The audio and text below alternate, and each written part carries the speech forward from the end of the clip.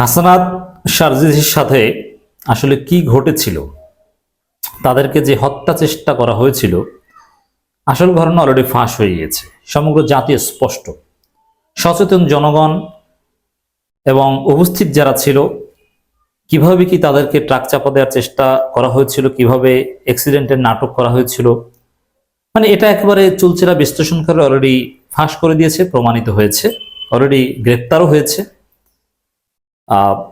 এদেশের দেশপ্রেমিক জনতা এই বিষয়ে কথা বলছে ভোকাল, যে দেশপ্রেমিক তরুণদেরকে হত্যা করার চেষ্টা করা হচ্ছে। এমনকি আমিরে জামাতও ইনস্ট্যান্ট প্রতিক্রিয়া জানিয়েছেন। আমিরে জামাত চমৎকার ভূমিকা পালন করেছে। এটাকে নিছক দুর্ঘটনা না হত্যা চেষ্টা তিনি প্রশ্ন ছুড়ে দিয়েছেন।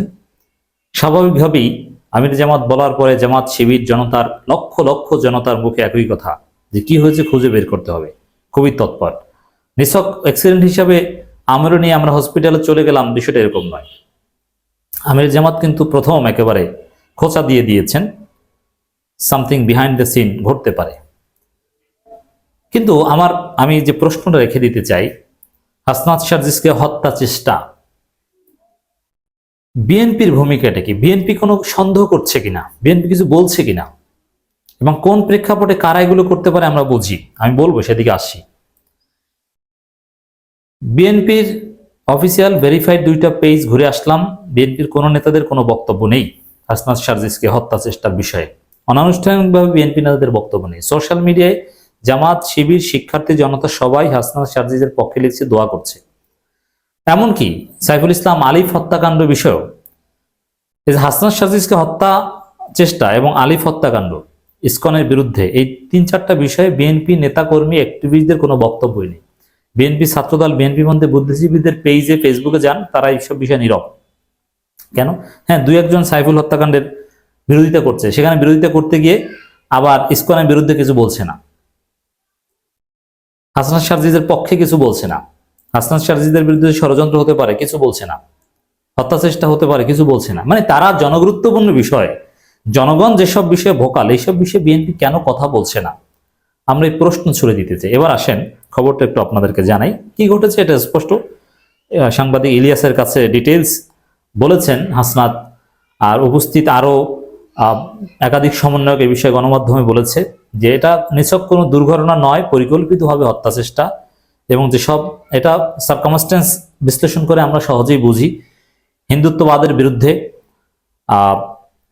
ইসকনের বিরুদ্ধে, এই আন্তর্জাতিক উগ্রবাদী গোষ্ঠীর বিরুদ্ধে কথা বলার কারণে হাসনাত শারজিসকে টার্গেট করেছে, ট্রাক চাপা দিয়ে হত্যার চেষ্টা। এটা বাংলাদেশ সহ সারা পৃথিবীতে ঘটে এরকম।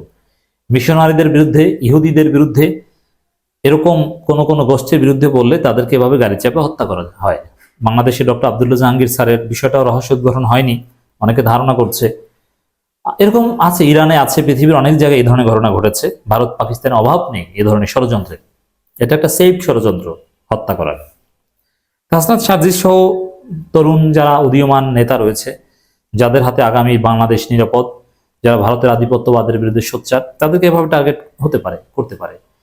তাহলে আমরা এতটুকু সার্কামস্টেন্স বিশ্লেষণেই কনক্লুশনে আসতে পারি, হাসনাত শারজিসকে হত্যার নেপথ্যে ইসকন, আওয়ামী লীগ, ভারত, হত্যা চেষ্টার নেপথ্যে ইসকন, আওয়ামী লীগ, ভারত, তারা মিলেই চেষ্টা করে থাকতে পারে। এবং দেখেন, আওয়ামী লীগ নেতাদের বক্তব্য যদি দেখেন, জাহাঙ্গীর কবির নানক হোক আর শেখ হাসিনা হোক আর অন্যান্য যারা মোটামুটি বক্তব্য দেন, যুক্তরাজ্য থেকে অনেক আওয়ামী লীগ নেতা কথা বলেন, সবার টার্গেট, এমনকি সেই নিজুম মজুমদারদের কথা যদি শোনেন, বিএনপির প্রতি কোনো ক্ষোভ নেই, সব ক্ষোভ হাসনাত শারজিস বা সমন্বয়কদের উপর। এবং হাসনাতকে কালো মাগুর বলে গালি দেন। হাসনাত আলাদা টার্গেটের শিকার, হাসনাতের কপালে সেজদার দাগ। হাসনাত ইমোশনাল, ওর তাকওয়া আছে, ইমান আমল হেফাজতের জন্য বিয়ে করেছেন।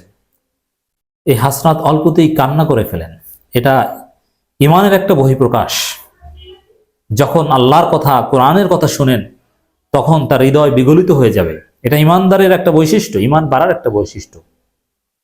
ওয়াইজা তুলিয়াত আলাইহিম আয়াতু যাদাতুম ঈমানান, মানে তাদের সামনে যখন আল্লাহর কথা বলা হয়, আয়াত তেলাওয়াত করা হয়, তখন তাদের ঈমান বাড়ে।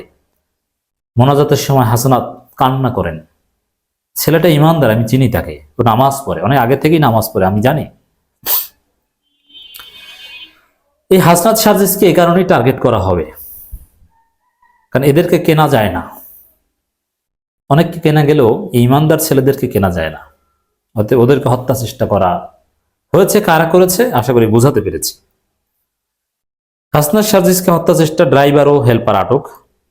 বৈষম্যবিরোধী ছাত্র আন্দোলনের সমন্বয়ক হাসনাত আব্দুল্লাহ সার্জিস আলমকে ট্রাক চাপা দিয়ে হত্যা চেষ্টার অভিযোগে ট্রাক চালক হেল্পারকে আটক করা হয়েছে। আমি যতটা গণমাধ্যম দেখলাম এই হত্যা চেষ্টার কথাই বলা হচ্ছে, কিন্তু খেয়াল রাখতে হবে যে অন্য কোনো গণমাধ্যম এটাকে অন্যভাবে উপস্থাপন করছে কিনা। আটক করে চট্টগ্রাম, এরপরে এই 27 নম্বর রাতেই তাদের আটক করে লোহাগাড়া থানা পুলিশ। আটককৃত ড্রাইভার ও হেল্পারের পরিচয় এখনো জানা যায়নি। এ তথ্য নিশ্চিত করে এবং ঘটনাটি নিয়ে আইনগত প্রক্রিয়া চলছে বলে জানিয়েছেন লোহাগাড়া থানার দায়িত্বরত কর্মকর্তারা। তবে এখানে কেউ কেউ বলছেন যে এই ট্রাকের যিনি মালিক তিনি আওয়ামী লীগ করেন এবং তিনি নাকি পালাতক আছেন। অতএব খুব সহজেই মিলে যায় যে ঘটনা কিভাবে কি ঘটতে পারে।